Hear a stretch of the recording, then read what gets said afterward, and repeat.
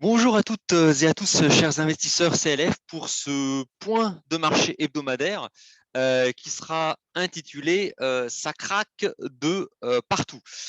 Alors, on va, on va commencer un petit peu par le commencement. Voilà, voilà.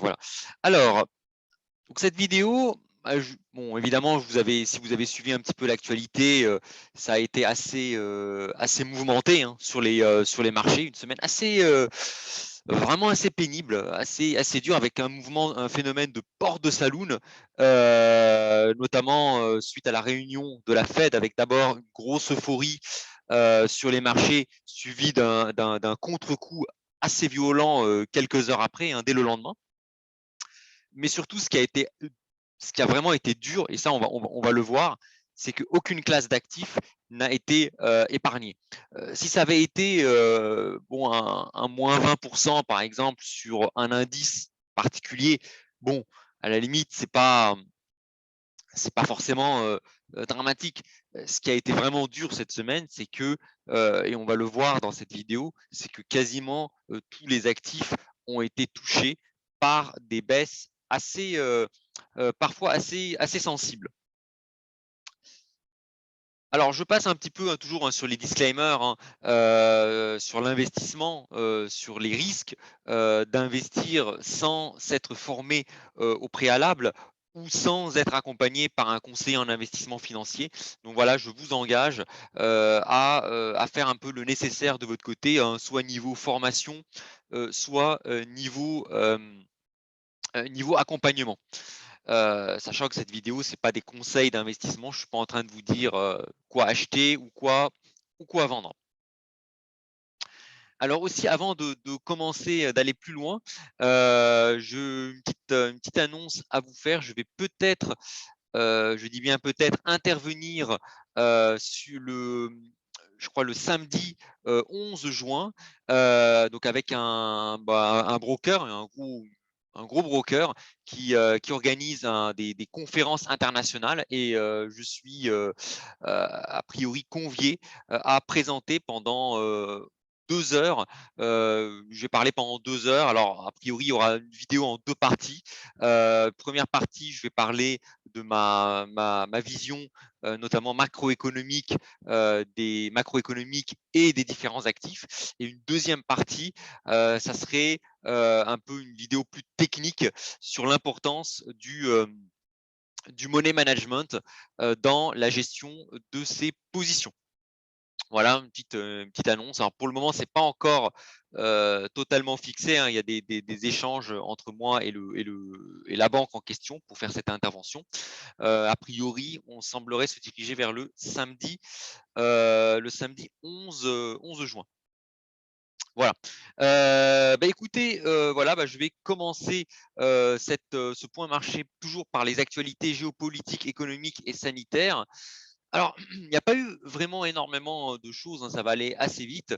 Sur le plan géopolitique, bon, on a toujours la crise russo-ukrainienne qui continue, notamment la date du 9 mai, lundi 9 mai, qui est en ligne de mire, avec un risque que Vladimir Poutine déclare l'état de guerre, cette fois-ci, contre l'Ukraine. Parce qu'a priori, officiellement, il ne s'agit pas d'une guerre, mais d'une opération spéciale que mène la Russie en Ukraine.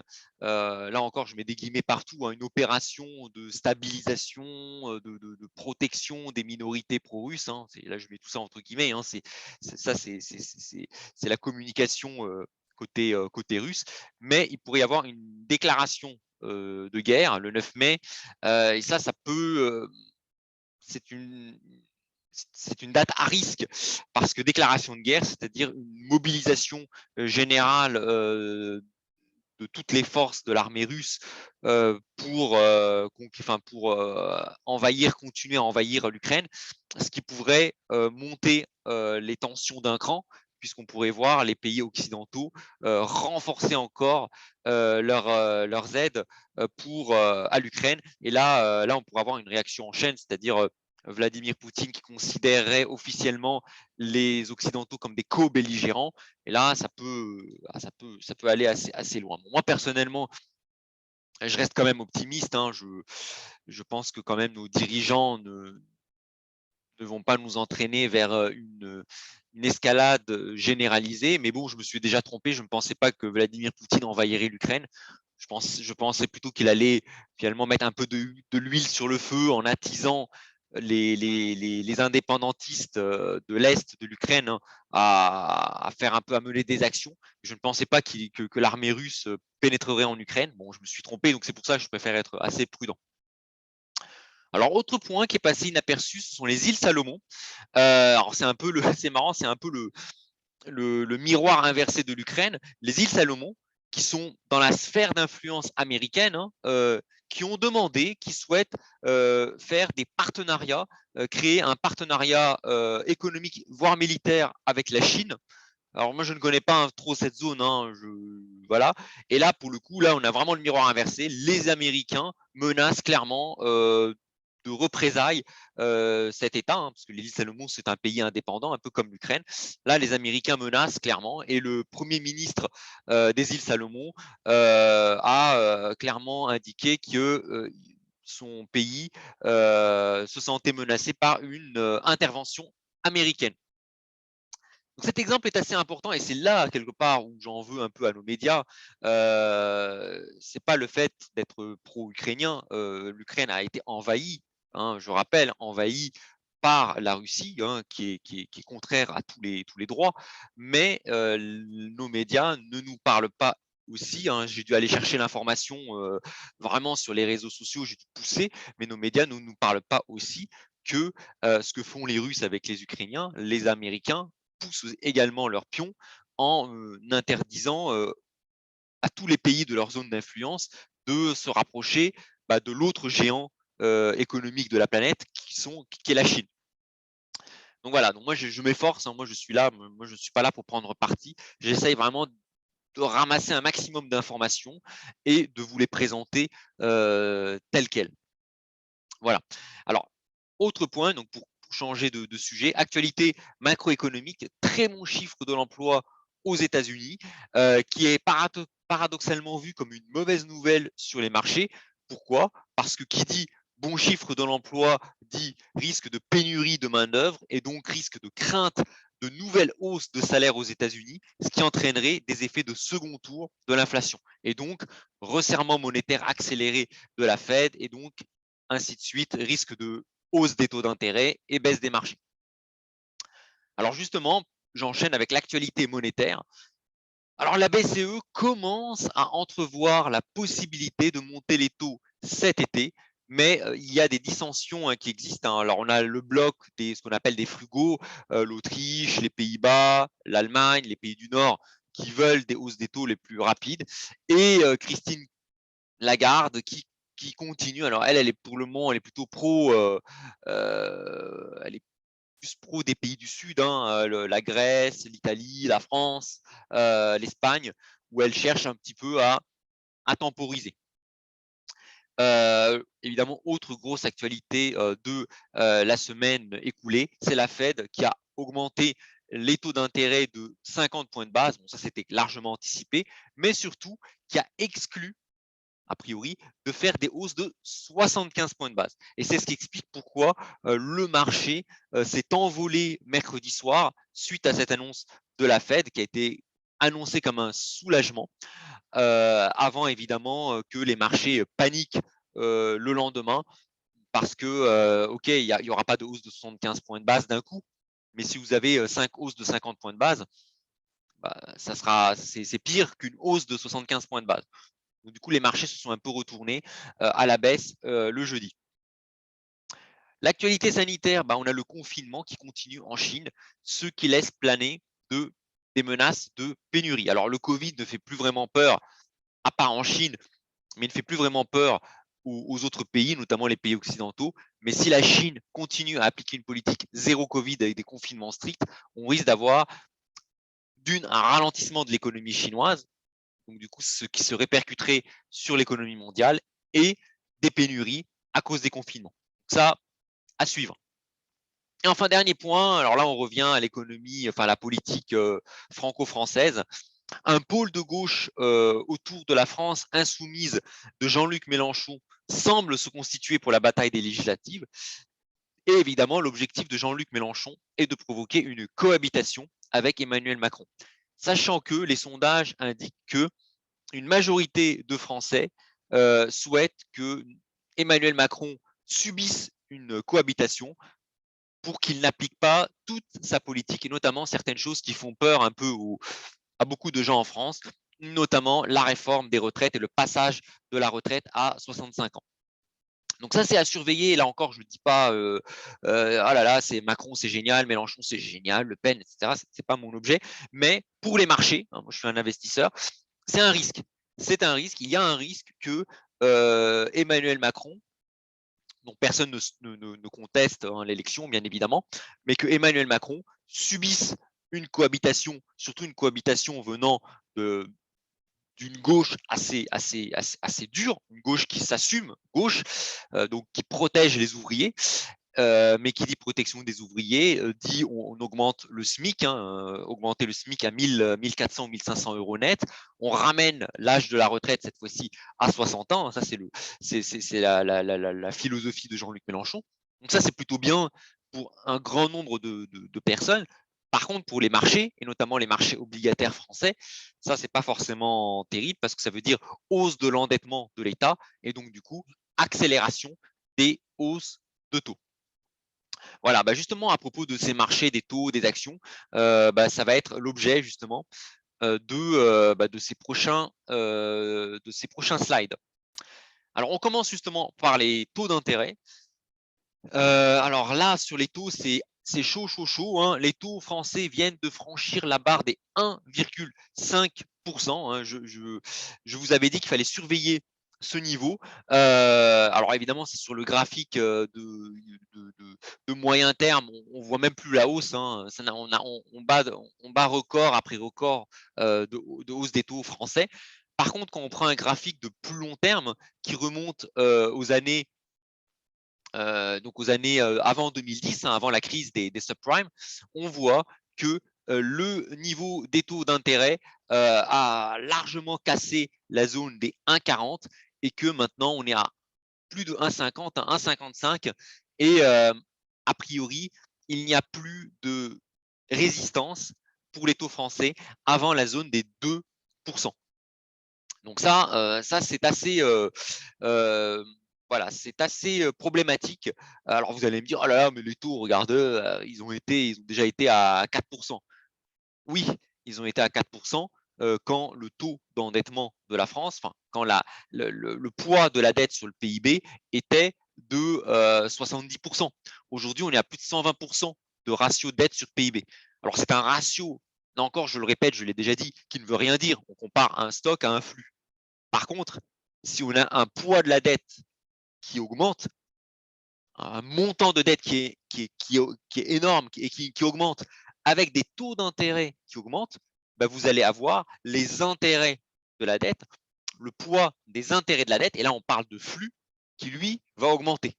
Donc poids de la dette qui augmente, hein, c'est le ratio dette sur PIB qui augmente, et taux d'intérêt qui augmente, ça veut dire que le remboursement, la charge de la dette va augmenter, et ça, c'est vraiment problématique parce que si la charge de la dette est supérieure à la croissance du PIB, ça veut dire que c'est un peu comme si vous, en tant que salarié, vos mensualités qui sont variables, on suppose que vos mensualités varient avec les taux d'intérêt, vos mensualités dépassent vos revenus. Le PIB, quand on parle de PIB pour un État, c'est l'équivalent d'un salaire pour vous. C'est un flux. Un salaire, c'est un flux. Imaginez que vos mensualités de crédit, soit le crédit immobilier, crédit revolving, dépasse votre salaire, c'est assez problématique. Pour vous, c'est le surendettement, hein, c'est dossier de surendettement Banque de France. Pour un État, à terme, si sa charge d'intérêt dépasse son PIB, hein, ses revenus, hein, c'est un État en faillite quelque part. Hein. Là, on revient à ce que disait François Fillon en 2007. Je suis à la tête d'un État en faillite. Là, ça serait clairement une situation de défaut, tout simplement. On n'en est pas encore là, hein, bien évidemment, mais à surveiller cette vitesse de remontée des taux d'intérêt français. Alors la France n'est pas le seul, n'est pas le seul pays dans cette situation, puisque on a les États-Unis avec le seuil symbolique des 3% qui vient d'être franchi. Et là, on a des taux américains qui sont à 3,13. Attention, on approche du seuil symbolique des 3,28%. Alors 3,28, c'était le niveau des taux d'intérêt en 2018, à la fin de l'année 2018. Souvenez-vous, fin 2018, Jérôme Powell annonce qu'il allait monter les taux. Donc il était en train d'ailleurs de monter les taux, la Fed était en train de monter les taux. Et là, on dépasse les taux d'intérêt américains, dépasse le seuil des 3%. Panique sur les marchés, le Dow Jones, le Nasdaq commence à chuter. On a eu 3 mois très très très difficiles sur les marchés américains, avec de mémoire un Dow Jones qui est passé de 27 000 points à 22 000 points, donc 5 000 points de baisse, soit 20%. On commence à parler de bear market. On n'y est pas encore sur le Dow Jones, mais à l'époque, on a touché le bear market et là, Jérôme Powell a fait marche arrière. Il a capitulé en race campagne en disant excusez-moi, vous m'avez mal compris, je ne veux pas resserrer les taux, au contraire, je veux même les baisser. Et on a vu là les taux s'effondrer. Enfin, d'abord baisser lentement, puis s'effondrer avec la crise du Covid. Donc, on a eu Jérôme Powell qui a fait machine arrière sur les taux, sur la hausse des taux aux États-Unis.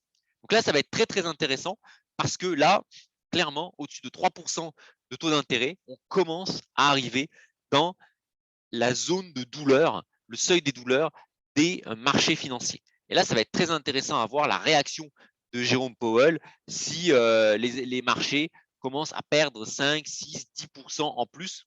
Est-ce qu'il va laisser les taux d'intérêt filer et passer le seuil des 3,30, donc le seuil qu'il était en 2018, ou est-ce qu'il va faire un nouveau machine arrière comme il l'a fait en 2018? Ça va être très très intéressant à voir. Est-ce qu'on va avoir un changement de sémantique si les taux américains franchissaient la zone des 3,3%?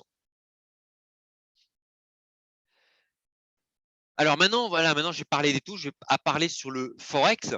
Le Forex, alors on a l'euro-dollar qui, après une semaine horribilis, alors pas la semaine dernière, c'était une mauvaise semaine, la semaine qui s'est écoulée sur beaucoup d'actifs, mais pas sur l'euro-dollar. Alors c'était il y a 2 semaines où l'euro-dollar a chuté fortement en passant rapidement de 1,08 à 1,05. La semaine qui s'est écoulée a vu la résistance de l'euro-dollar sur 1,05. Je rappelle, ce seuil a tenu en 2015, en 2016, en 2017, en 2020, début 2020. Donc il a tenu plusieurs fois. Et attention, je l'avais dit la semaine dernière, si ce seuil devait être enfoncé, là on pourrait aller chercher des niveaux beaucoup plus bas. On pourrait aller chercher la parité, voire casser la parité entre l'euro et le dollar. Alors, techniquement, l'euro résiste, a même eu un rebond sur la zone des 1,05. Officiellement, d'un point de vue monétaire, c'est la Banque centrale qui commence à indiquer qu'elle pourrait remonter les taux en juillet, dès le mois de juillet de cette année. Alors, est-ce que c'est un coup de bluff, justement, pour éviter que la parité ne soit atteinte, ou est-ce que réellement la BCE va réellement monter ses taux? C'est un peu trop tôt pour le dire. Ça, il faudra attendre, à mon avis, la prochaine réunion de la Banque centrale européenne, ou éventuellement un enfoncement. Peut-être que si l'euro enfonce les 1,05, peut-être que les dirigeants européens pourraient monter au créneau et annoncer peut-être des hausses de taux peut-être plus rapides. Pourquoi? Alors c'est pas pour le plaisir, c'est pas cocorico, on veut que l'euro soit fort. C'est comme je l'avais dit dans ma dernière vidéo de la semaine dernière, chaque pourcentage que l'euro perd face au dollar et face à d'autres devises, c'est autant d'inflation importée que va subir la zone euro. Et ça, évidemment, certains pays ne veulent pas en entendre parler, notamment l'Allemagne. Alors, l'euro face au franc suisse, hein, pareil, l'euro a bien résisté sur la parité et là, on a eu un rebond cette semaine de l'euro qui est revenu au niveau des 1,02, 1,03. Donc ça, on a une bonne réaction de l'euro face au franc suisse et également une bonne réaction de l'euro face à la livre sterling. Parce que les marchés anticipent que finalement les resserrements monétaires en Grande-Bretagne pourraient être moins violents que prévu, alors que d'un autre côté, la BCE pourrait, elle, remonter ses taux, ce qui explique le rebond de l'euro par rapport à la livre sterling. Donc sur cette semaine, les marchés d'échange n'ont pas été trop secoués. On va dire, il n'y a pas eu trop de variations. On n'a pas eu un mouvement directionnel sur les marchés, à part effectivement ce rebond technique pour le moment de l'euro face au dollar, au franc suisse, à la livre sterling et aussi face au rouble. Alors, on va passer maintenant sur les marchés actions. Alors, sur les marchés actions, là, on va parler des mauvaises nouvelles.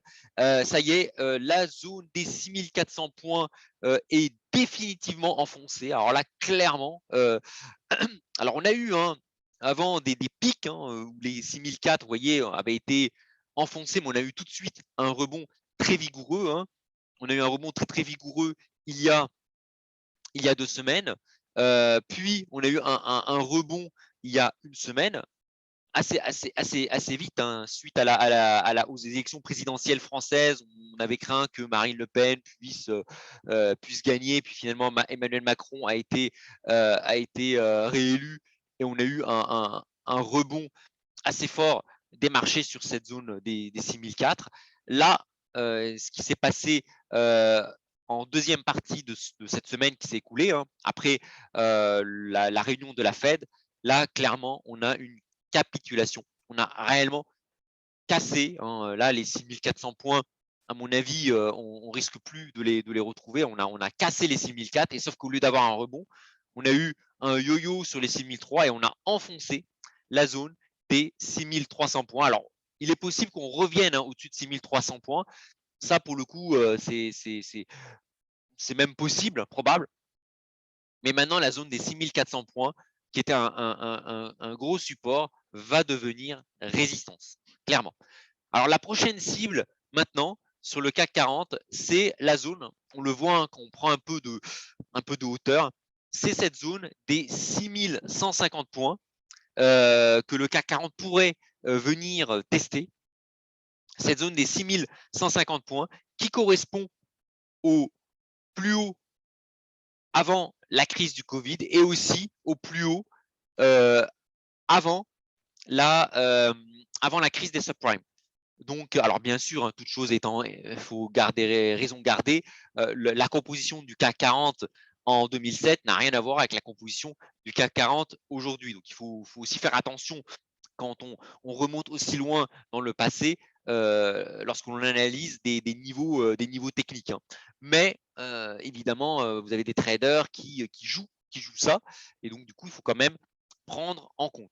Donc, la zone des 6150 points, il y a des chances qu'elle soit tenue, qu'il y ait une réaction sur cette zone-là, entre 6100 et 6200 points, qu'on ait des mouvements assez forts, des velléités de rebond assez forts.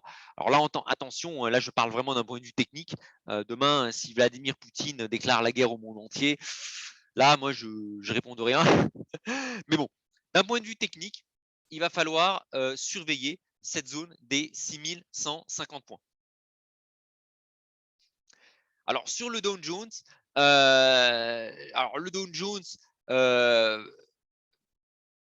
craque, clairement. Là, on a eu pareil une baisse du Dow Jones en dessous des 33 000 points. Et là, pareil, on va venir tester. Il y a une grosse zone qui est la zone des 32 000 points, puis des 30 000 points. Là, il ne faut pas que cette zone des alors, les 32 000 pourraient éventuellement casser, mais les 30 000 points, c'est un support très important parce qu'il correspond lui aussi à un plus haut, un seuil symbolique déjà, 30 000, et un seuil symbolique qui était la résistance avant le déclenchement de la crise du Covid. 30 000 points, 29 000, 30 000 points, c'était le plus haut atteint par le Dow Jones avant le déclenchement de la crise du Covid. Donc là encore, 6 150 points pour le CAC 40, 30 000, 32 000 points pour le Dow Jones. Alors, sur le Nasdaq, la situation est assez, là, commence, enfin, et devient de plus en plus critique, puisque la baisse du Nasdaq dépasse, ça y est, le seuil des 20% depuis son plus haut. Et d'un point de vue technique, lorsqu'un marché perd plus de 20% depuis ses derniers plus hauts, on est en bear market, on est en marché baissier. Donc, on n'est plus au stade de la correction, on est en marché baissier. Et la prochaine zone à surveiller maintenant, c'est la zone des 12 000 points. Alors, sur la Chine, pareil, l'indice chinois a baissé de 5% cette semaine et le support des 13 000 points est à nouveau menacé. On a une menace sur la zone des 13 000 points, sachant que si 13 000 points est cassé, il n'y aura plus d'autres supports avant la zone des 12 000 points qui correspond finalement au canal haussier de très long terme que suit l'indice, enfin la bourse chinoise. Donc attention, là il y a une fragilité aussi qui apparaît sur les indices chinois hein, qui sont corroborés par l'actualité sanitaire là-bas, hein, confinement, politique zéro Covid, donc des restrictions, des pénuries, mais ralentissement de la croissance chinoise. Alors pour le moment, c'est contrebalancé par une politique monétaire très laxiste. Hein. Alors paradoxalement, la politique monétaire est plus laxiste en Chine que en Occident et surtout aux États-Unis, ce qui évidemment entraîne une chute du yuan par rapport au dollar. Alors, l'Inde, alors grosse mauvaise surprise cette semaine, l'Inde qui a longtemps résisté par rapport au marché chinois, au marché américain. L'Inde a littéralement craqué cette semaine puisque les indices indiens perdent 7,5% sur la semaine. Là, on voit, hein, vous voyez, on a en power, on a yo-yoté avec les records historiques hein, sur la semaine, alors pas la semaine dernière, mais la semaine d'avant. Pareil, si on regarde en page journalier, on a tenté de taper plusieurs fois la zone des 25, hein, qui est le record historique. Et là, bam, on a eu 7,5% de baisse qui a été très, très rapide. Hein. Toute la semaine, ça a été jour après jour. Les indices indiens ont perdu. Il n'y a pas eu une seule journée de hausse cette semaine. Ça a été un bain de sang sur le marché boursier indien qui décroche de 7,5% sur la semaine. Pareil pour l'Afrique du Sud. L'Afrique du Sud, comme l'Inde, hein, je vous avais dit, hein, contrairement à la Chine, l'Afrique du Sud et l'Inde sont bizarrement autorisés par les Occidentaux à commercer avec la Russie sans craindre des sanctions. Bon, je ne sais pas, hein, on voit la complexité de la géopolitique hein, qui a plusieurs facettes. Hein. Si la Chine commercialise avec la Russie, là, les Américains ont prévu de sortir le bâton contre la Chine. Par contre, l'Inde et l'Afrique du Sud peuvent commercer avec la Russie sans craindre de représailles de la part des Américains. Allez comprendre pourquoi. On voit quand même que cette guerre aussi en Ukraine sert aussi de prétexte à pas mal de pays pour régler leurs différends qui dépassent largement le cadre de l'Ukraine.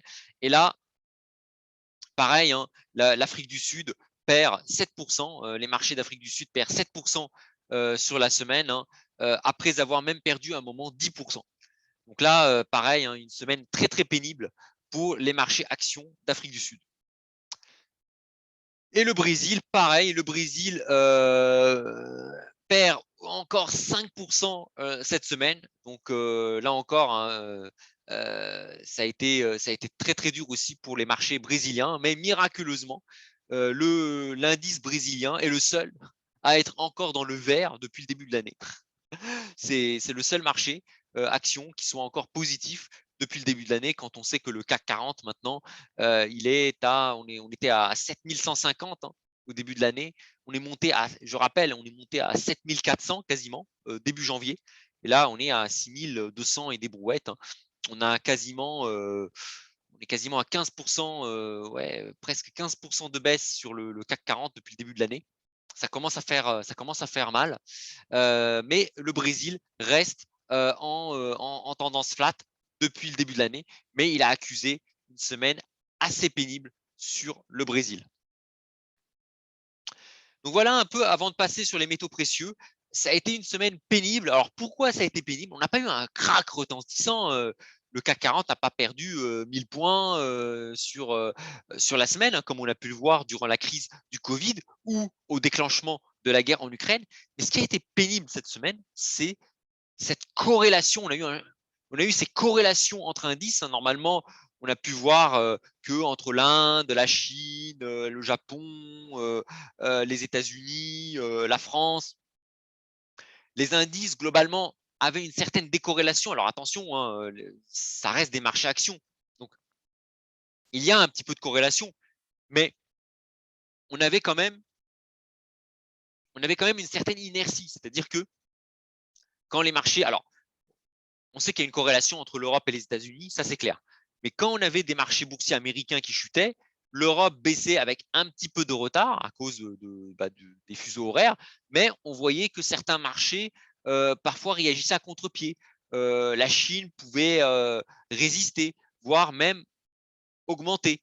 Quand la Chine baissait, paradoxalement, l'Inde montait parce qu'on avait des arbitrages, hein. Les gens vendaient leurs actions chinoises pour acheter des actions indiennes.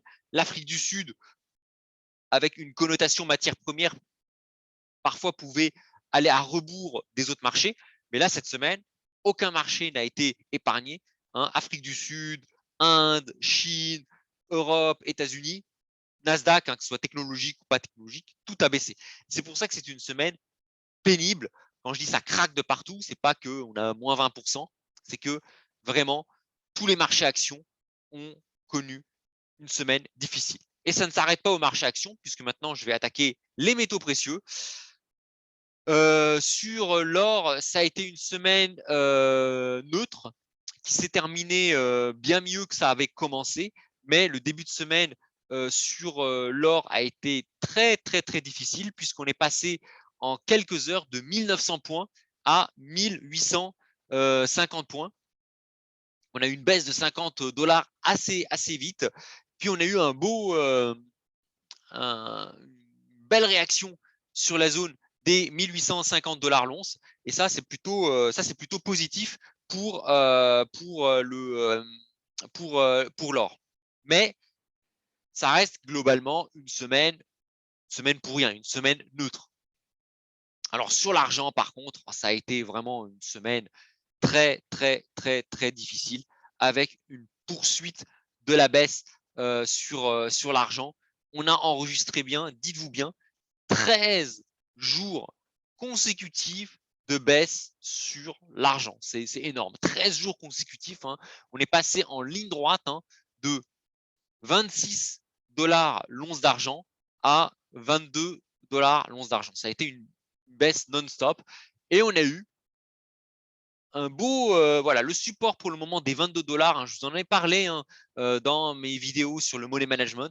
La zone des 22$ pour le moment tient le coup.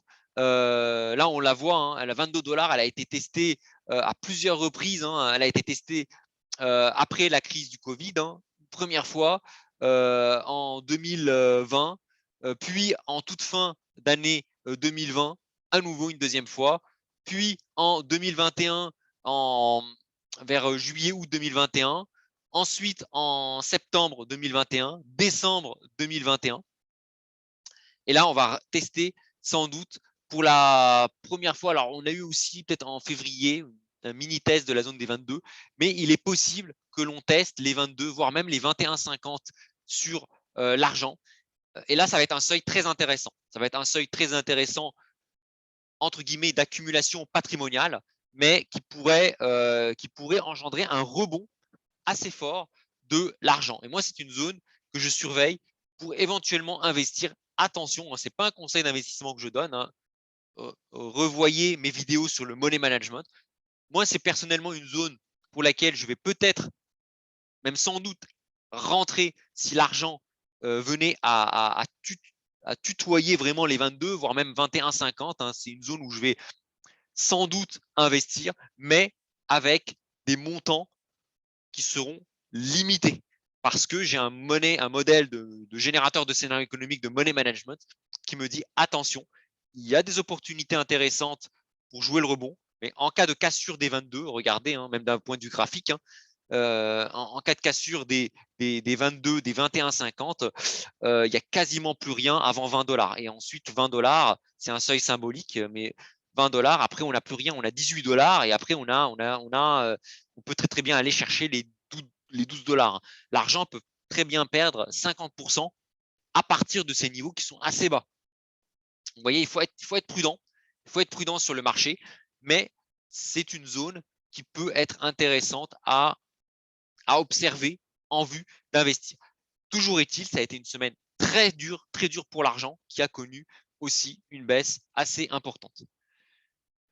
Le palladium, alors le palladium s'effondre littéralement de 15% sur la semaine. Alors, pourquoi? Alors le palladium est fabriqué en Russie, hein. Une grosse partie du palladium est extraite en Russie. Et comme on a un embargo qui se généralise à de plus en plus de matières premières qui sont exportées par la Russie, bah, le marché craint qu'il y ait un effondrement de la demande en palladium, qui est un métal aussi industriel. Et là, évidemment, s'il y a une baisse de la demande en palladium à cause des restrictions sur la Russie, bah, ça peut entraîner une baisse de la demande et donc du coup bah, une baisse des prix.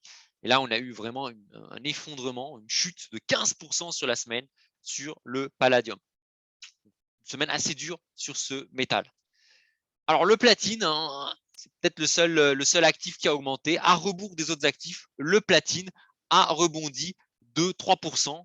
Mais attention, c'est un rebond technique. Pourquoi? Parce qu'il se trouve que le platine avait fortement baissé la semaine d'avant et il est venu chercher la zone des 900 $, qui est une très grosse zone de support, et il a rebondi sur cette zone, mais c'est un rebond technique de 3%. Voilà. Le seul métal qui a, mais précieux, qui a augmenté. Alors, on va passer aux matières premières maintenant.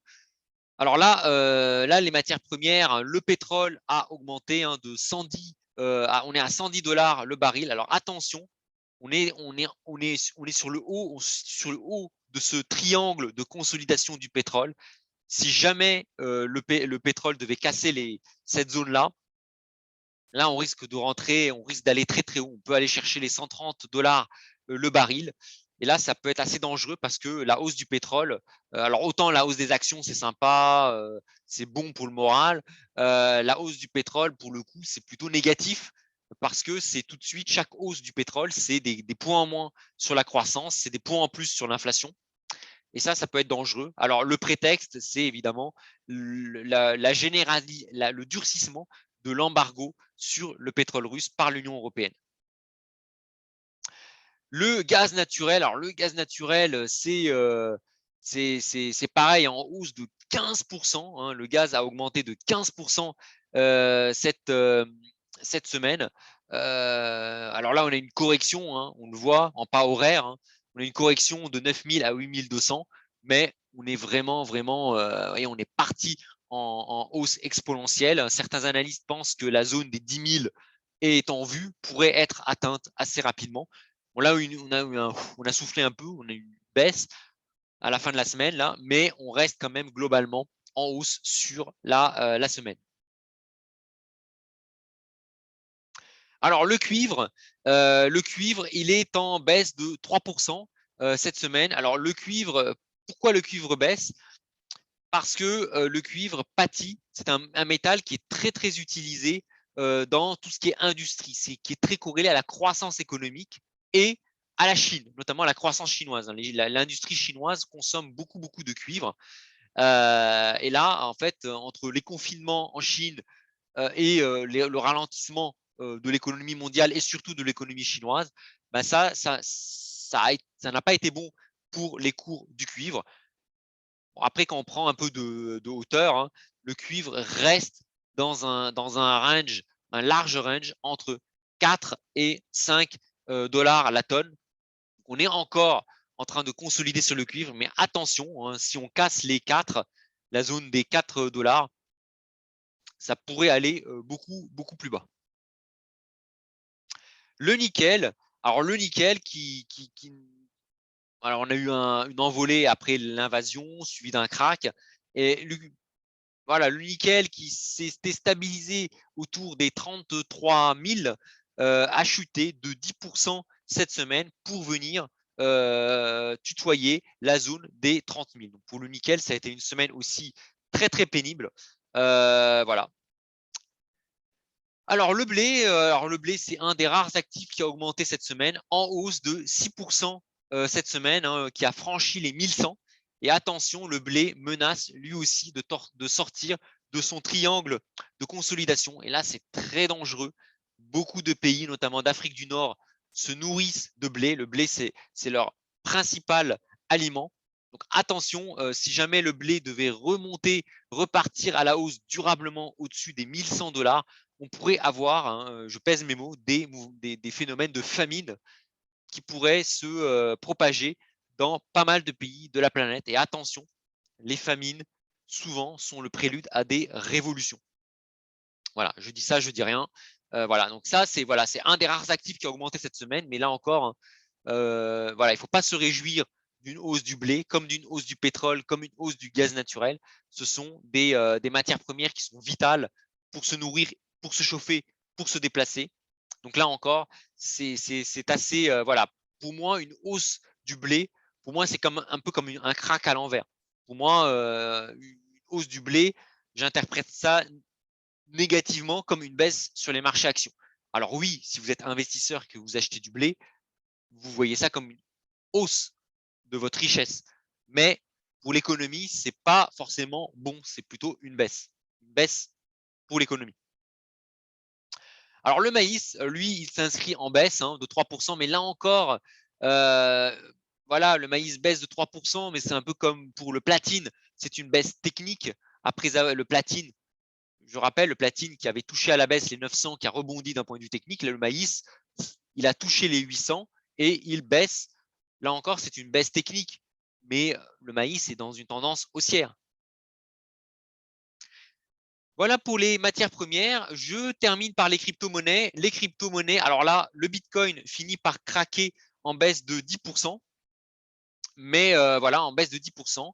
Alors là, paradoxalement, la volatilité sur le Bitcoin reste assez contenue, hein. On baisse, mais dans l'ordre, quelque part dans le calme. C'est une baisse dans le calme. À surveiller toutefois la zone des 30 000 dollars par Bitcoin, parce que si cette zone des 30 000 devait être cassée, là, on pourrait avoir peut-être un phénomène de capitulation qui pourrait entraîner le Bitcoin à des niveaux beaucoup plus bas. Alors, pour le moment, on n'y est pas, mais le Bitcoin a quand même perdu 10% sur la semaine. Pareil aussi, hein, l'Ether qui a baissé cette semaine, mais beaucoup moins que le Bitcoin, qui résiste, mais qui lui aussi est sous pression. Alors voilà un petit peu pour ce point de marché. Je termine par des conclusions. Donc voilà, là je vous mets un petit tableau des variations de marché. Donc c'est une semaine, c'est pour ça que je dis ça craque un petit peu de tous les côtés. C'est une semaine qui a été pénible. Alors on n'a pas eu des hausses, des baisses monumentales, hein. On n'a pas eu moins 20%, hein. C'est pas comme la crise de Lehman Brothers par exemple. Mais regardez, hein, moins 5% sur le CAC, moins 4% sur le Dow Jones, moins 6% sur le Nasdaq, moins 1% sur le Nikkei, moins 3% sur la Chine, moins 7% sur l'Afrique du Sud. Alors, j'ai oublié de le mettre, moins 7,5% sur l'Inde. L'Inde, souvent, vous voyez, quand la Chine baisse, l'Inde augmente. L'Inde a baissé de 7,5%, moins 5% sur le Brésil. Ça a été vraiment, il n'y a pas un marché action qui a résisté. Tous les marchés actions ont été emportés dans ce mouvement de baisse. Sur les métaux précieux, moins 2% sur l'or, moins 3% sur l'argent, moins 15% sur le palladium qui se prend une rouste, plus 3% sur le platine. Bon, voilà, au symbolique. Sur les marchés obligataires, je vous avais dit, hein, les taux qui augmentent. Quand les taux augmentent, les obligations, si vous avez des obligations, parce que vous ne pouvez pas acheter du taux. Un taux, ça ne s'achète pas, à part certains produits dérivés, des caps, des flores, vous pouvez jouer sur le taux d'intérêt lui-même. Mais en général, vous n'achetez pas des taux, vous achetez des obligations. Et la valeur des obligations évolue en sens inverse des taux d'intérêt. Et là, c'est énorme, hein. Les obligations françaises 10 ans ont perdu 2%, c'est beaucoup, hein. Et les obligations américaines ont perdu 3% sur la semaine. C'est énorme, hein. Sur un marché obligataire, c'est énorme. Des mouvements comme ça, sur l'obligataire, de 2%, de moins 2%, moins 3%, c'est des mouvements qu'on peut voir sur un an en général. Le marché obligataire, il va pas, il va pas perdre 10% sur la semaine, hein. Déjà, les marchés actions, ils perdent pas facilement 10% sur la semaine. Mais sur l'obligataire, moins 2%, moins 3% sur la semaine, ça a été un bain de sang sur les obligations européennes et américaines. Sur les cryptos, pareil, hein, ça a été très dur aussi, moins 10% sur le Bitcoin, moins 1% sur l'Ether, semaine très très difficile. Et alors là, sur les matières premières, on termine, hein, le seul marché où finalement on aurait bien voulu que ça baisse un peu, boum, ça augmente, plus 5% sur le pétrole, plus 15% sur le gaz naturel, plus 6% sur le blé, et puis une petite exception, moins 3% sur le cuivre. Donc ça a été vraiment une semaine très, très, très, très, très dure, vraiment, vraiment pénible, hein, vraiment pénible, parce que vraiment aucun actif n'a été épargné par les mouvements que l'on a vus, des mouvements adverses que l'on a vus. Alors, les conseils, très importants, conseils, j'ai 3 conseils à vous donner. Premier conseil, ne jouez pas à Madame Irma. La volatilité, elle est très forte sur tous les actifs et on a vraiment un phénomène de porte de saloon. Donc attention, ne cherchez pas à shorter les marchés en disant oh là là, ça y est, c'est le moment de shorter les marchés parce qu'on va faire des coups à la baisse. Attention, demain, Jérôme Powell pourrait très très bien intervenir mardi en disant vous m'avez mal compris, je vais baisser les taux.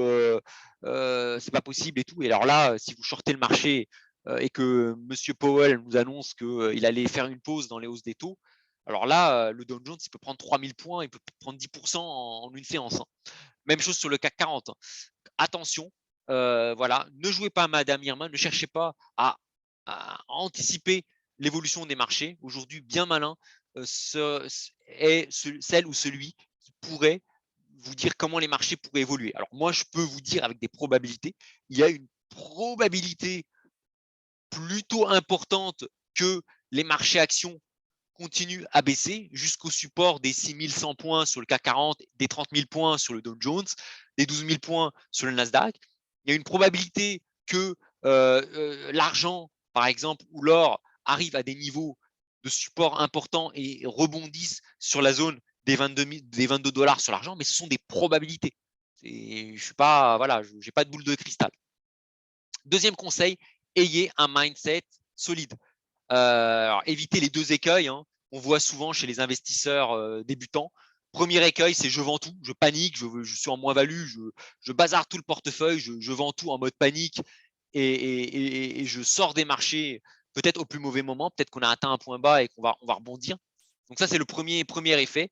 Alors, deuxième effet, c'est l'effet inverse, c'est l'effet all-in, l'effet casino, c'est waouh, c'est buy the dip, c'est à la lumière de ce que je vous ai dit, l'argent arrive à 22 dollars, je fais levier 100 sur l'argent, les actions arrivent à 6002, 6100 sur le CAC 40, je fais du levier 15 sur le CAC 40. Voilà, évitez soit de paniquer, de tout bazarder, soit de faire buy the dip. Voilà, ayez un mindset solide, restez cohérent avec la stratégie que vous avez fixée et évitez de faire trop la girouette. Voilà, ayez un mindset solide. Troisième conseil, développer une stratégie de cash management. Ça, j'en ai parlé, j'ai fait 5 vidéos la semaine dernière là-dessus. C'est très, très important.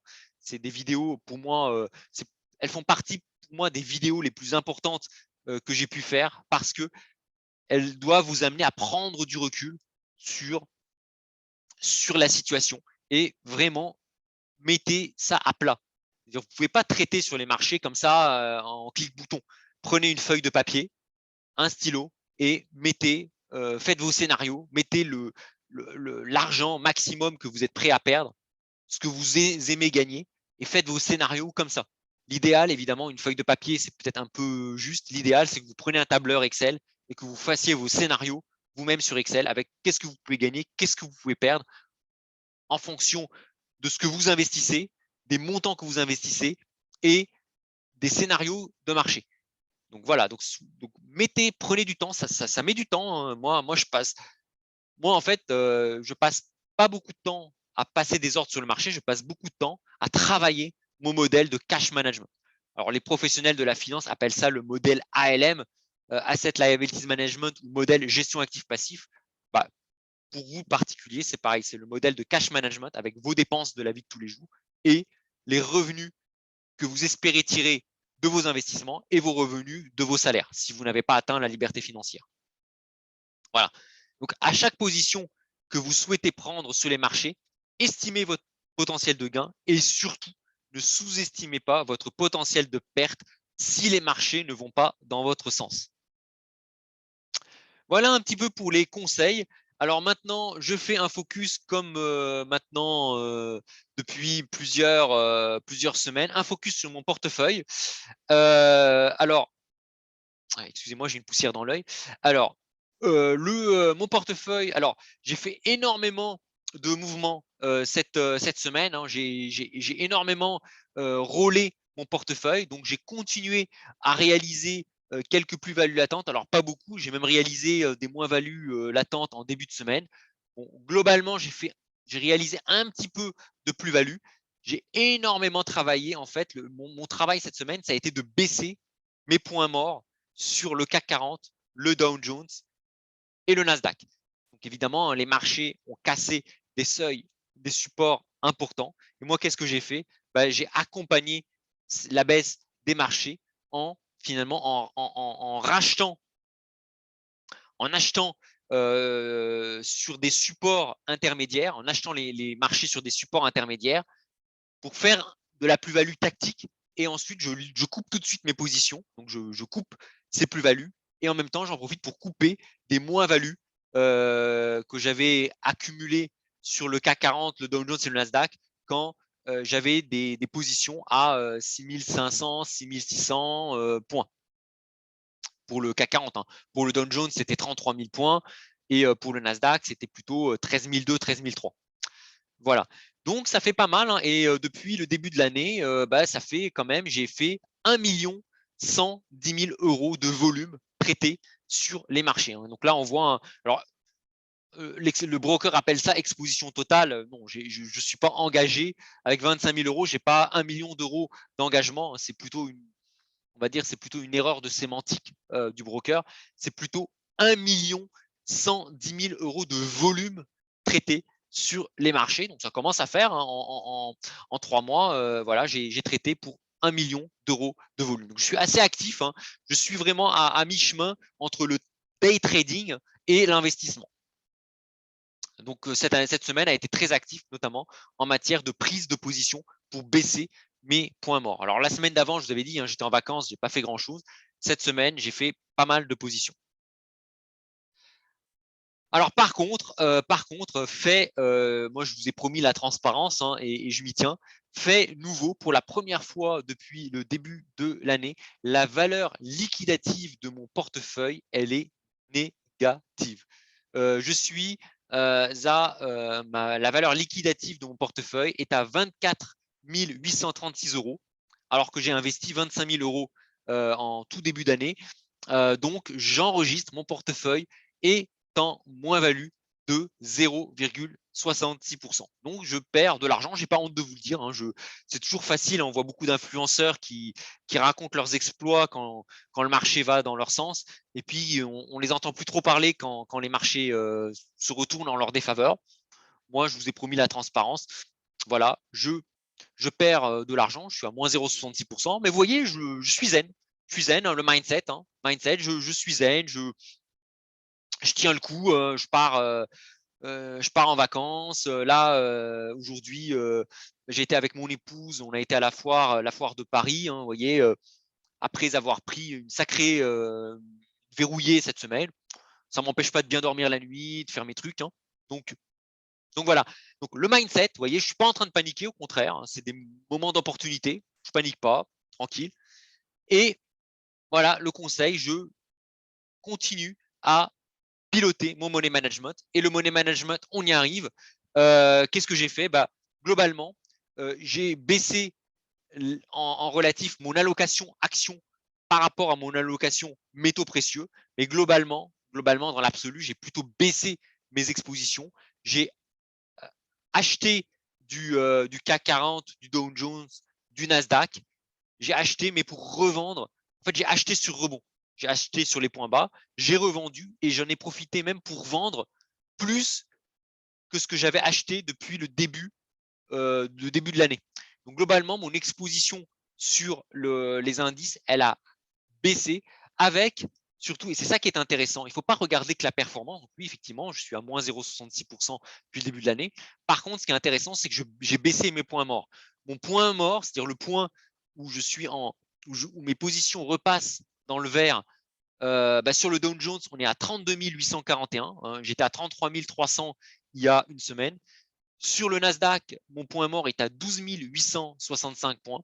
Et surtout, sur le CAC 40, mon point mort est à 6 269 points. Donc ça, je suis assez fier de moi. C'est que j'ai réussi à ramener en une semaine mon point mort sur le CAC qui était à 6 000, quasiment 6500 points. Et là, je suis tombé à 6269 points. Et sur l'or, c'est pareil, j'ai réussi à le baisser. Hein. J'ai profité d'un point bas de l'or à 1850 $ pour racheter à ce niveau. Et ensuite, je me suis allégé quand l'or est remonté. Je suis sorti, j'ai liquidé quelques positions. Et là, j'ai un point mort de l'or à 1880 $ l'once. Donc, je suis plutôt content de moi. Ça a été plutôt une bonne semaine. Alors oui, mais j'ai des moins-values. Je suis à moins 0,66%. Mais je suis content pour deux raisons. La première, j'ai baissé mes points morts, hein, toujours hein, le cash management, sans forcément augmenter ma couverture. Hein, attention, cash management, il ne faut pas trop s'exposer. Donc ma couverture, hein, donc j'ai 25 000 €. Ça, c'est mon exposition. C'est les espèces que j'ai mises. La valeur liquidative, elle est à 24 832 €. Et ma couverture consommée est à 1944 €. Donc, ça veut dire quoi? Ça veut dire que je n'ai consommé qu'à peine 10% de ce que j'ai droit, en fait. C'est-à-dire que je peux, en théorie, prendre 10 fois plus de positions que ce que j'ai pris là. 10 fois plus, c'est énorme. C'est pour ça que je suis plutôt content de moi.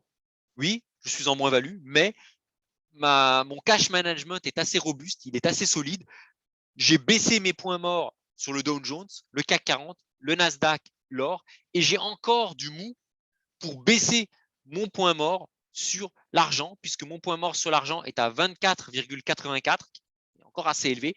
Mais j'ai encore pas mal de mou justement pour investir sur l'argent si ce dernier venait à taper les 22 $ l'once. Donc ça, c'est mon premier point de satisfait. Mon deuxième point où je suis plutôt content de moi, c'est le fait que les marchés ont quand même souffert. Hein.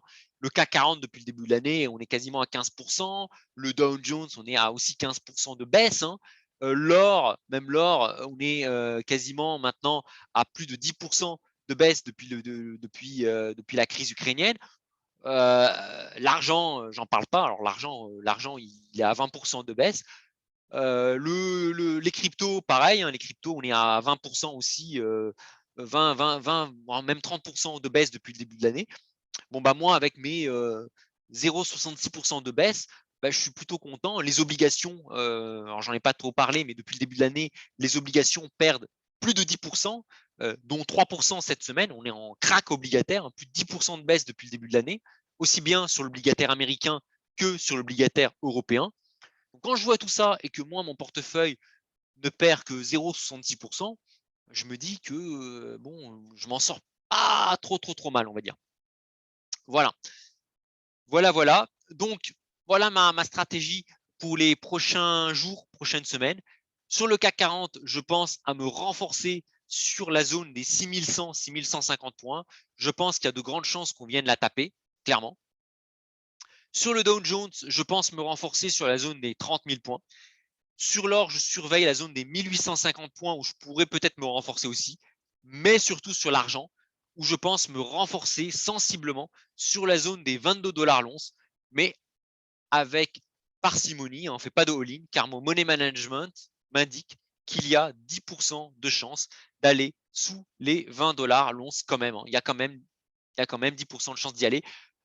N'hésitez pas à consulter mes vidéos sur le money management où je vous explique un petit peu comment je construis, comment je fonctionne pour gérer un petit peu mon portefeuille d'actifs un peu à la manière finalement des banques et des assureurs qui font une gestion ALM, actif-passif sur leur portefeuille. Bah, je fais un peu pareil avec mon portefeuille. Voilà un petit peu, sur, ce que j'avais à vous dire. Voilà une vidéo, un peu longue où, voilà, où j'avais pas mal de choses à vous partager, que ce soit sur le point de vue de l'actualité, le point de vue, de ce qu'ont fait les marchés, des conseils que j'ai à vous donner et de ce que moi j'ai fait sur mon portefeuille. Voilà, bah, écoutez, en tout cas, je vous souhaite un bon week-end. Prenez bien soin de vous et j'espère vous retrouver, la semaine prochaine pour un nouveau point de marché. Voilà, voilà. Bah, écoutez, bonne fin de week-end et à bientôt.